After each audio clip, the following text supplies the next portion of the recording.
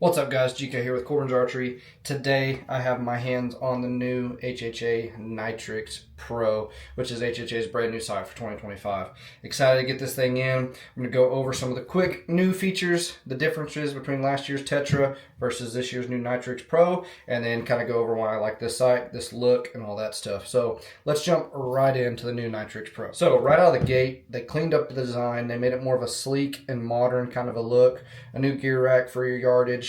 Abilities being able to reach out further, which we'll dive into here in a little bit. But so here's the Tetra. You can kind of tell the bar had some holes in there to cut some weight. Just kind of a basic looking dovetail bar, which was still a good look. This one's more of a clean, solid dovetail that'll still work on your Matthews Bridgelock bows. They also have a direct mount for any bow setup. Basically, they're universal.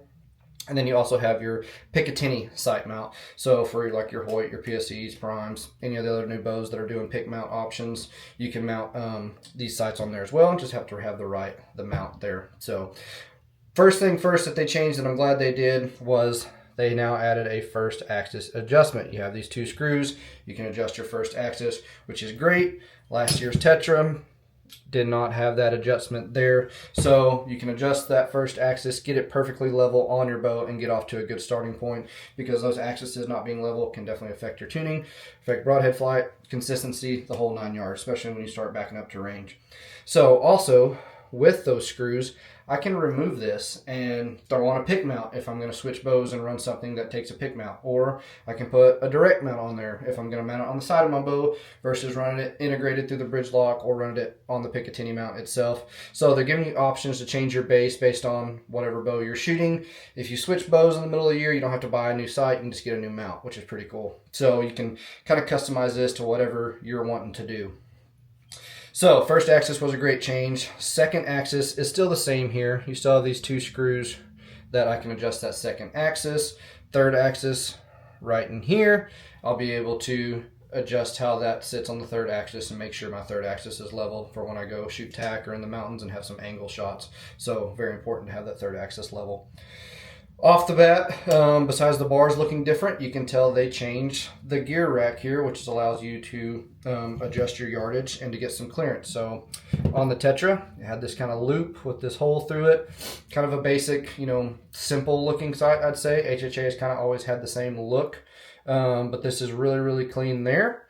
But they went to more of a one-piece triangular cutout with a little bit longer of a bar, or the gear rack that allows you to get more out of it, get some more yardage, especially for those long range stuff.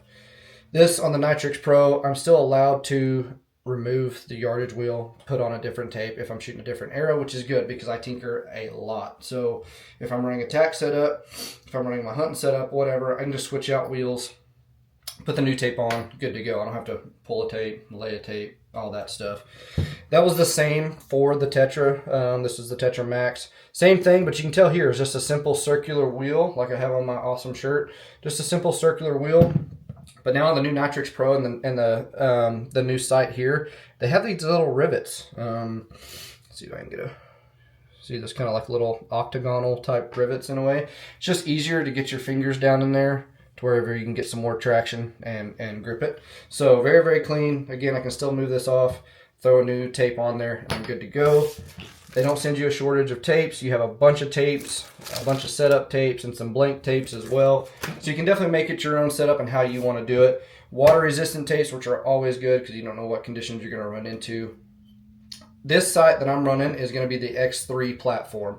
So X3 is going to mean 3-pin horizontal, similar to what they came out with last year. Here's my Tetra. If y'all follow the channel closely, you know I ran this sight last year as well. Love the look. It's very simple. I can do multiple things with it, whether I'm spot and stalking, whether I'm sitting in a tree stand, whitetail hunting, whatever. What I do like about the new sight, previously you could always change your scope, change your look. So if I wanted to switch from an X3 and run a 2-pin vertical, I could just take those screws off, put it on there, and I'm good to go. Or if I had, a single pin sight and I wanted to do an X3, I could take the single pin off, put the X3 on. But where you ran into last year is if I only had a single pin, like only had one yardage indicator, and I switched to an X3, I would only have one yardage indicator where my bottom pin would become my rover, if that makes sense. This year, you can still switch the scopes, but now I can switch my indicators. So for example, if I want to run a 2-pin vertical for tack, I can just run my 2-pin vertical here, then take my yardage indicators off and just put my 2 indicators on. That way I'm good to go there. Or, you know, since it's a 2-pin vertical, I can leave my X3 ones on there, but it's giving you the option.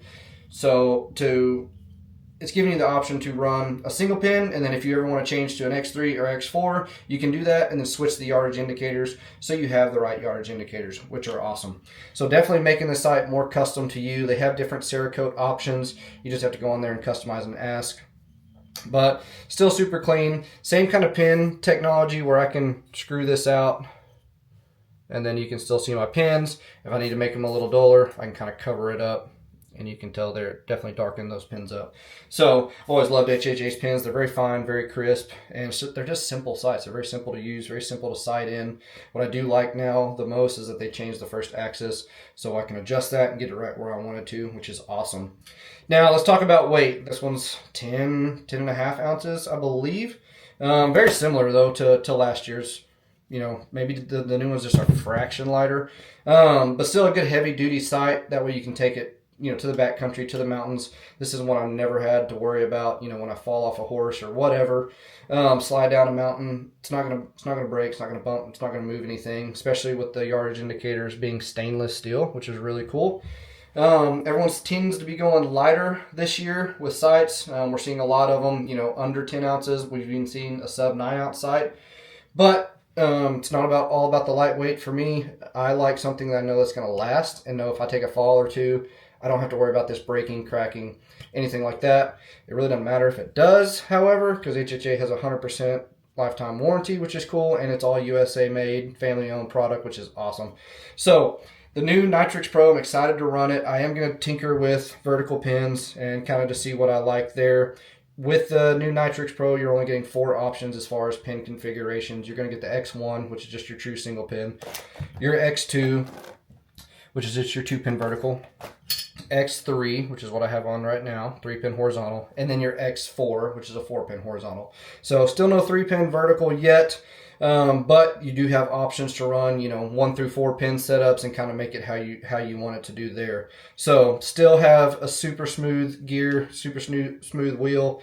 Love being able to dial that. The locking mechanism is still the same here on the side. Toolless micro adjustments on the sight here. Your macro adjustments, you know, to find your home base, you will have to adjust to find your right line there. And then if you need to make a macro adjustment on your windage, you can loosen that and shift the sight over, lock it down, you're good to go. Adjusting my pins to how I want it. I sometimes tinker with a 20, 30, 40, or I switch it up and do 30, 40, 50. I can still just adjust my pins individually here as well. So tons of options, tons of good stuff. I just like the new look of the HHA sight, which is really clean. They revamped some design, revamped the logo a little bit. I've always ran their stuff. It's always been solid for me. I've had great luck with it. Everyone's making good stuff nowadays, so swing by your local shop. Come see us. We have a bunch of sight options in stock. So come see them all. Come hold them, touch them, be able to rover on that dial, lock it down, play with them. I think it's a big deal, especially when trying to find what sights you want to run, to have your hands on them to try them out. So very impressed with the look. I'm excited to put this on the bow and shoot it and tinker with it. And we'll post a sight-in video and all that good stuff. But this has been the new HHA NYTRX Pro, which is new for 2025. If y'all have any questions, call the shop. Let us know. But appreciate y'all's support, and we'll see y'all next time. Thanks.